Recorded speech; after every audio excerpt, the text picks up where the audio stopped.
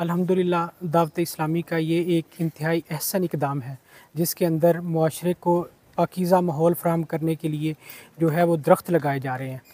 हम हर साल सुनते हैं कि पाकिस्तान का दर्जा हरारत इतने डिग्री सेंटीग्रेड बढ़ गया है, तो इसका वाहिद हल यही है कि अगर हमें अपनी दुनिया का इसे रहने के काबिल बनाना है और इसका दर्जा हरारत कंट्रोल करना है, तो हमें दरख्त लगाने पड़ेंगे। दावत इस्लामी के हवाले से आम तौर पे हमारे ज़हन के अंदर एक बात ये जाती है कि शायद ये सिर्फ़ एक इस्लामी तहरीक है जो सिर्फ़ लोगों को जो है कि इस्लाम की दावत दे रही हो, लेकिन यहाँ पे हमारे लिए ये बड़ा एक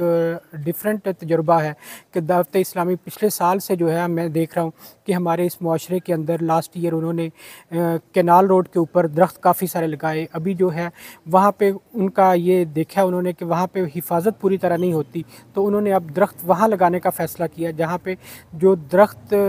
जो पौधा लगे वो पूरा दरख्त बने। तो इंशाल्लाह हम यहाँ पे ये अज़्म करते हैं कि इस इदारे के अंदर जितने पौधे लगेंगे हम उन्हें दरख्त बनाएंगे इंशाल्लाह। तो हमारा यही दावत इस्लामी के साथ जो है वो नारा है कि पौधा लगाना है और दरख्त बनाना है।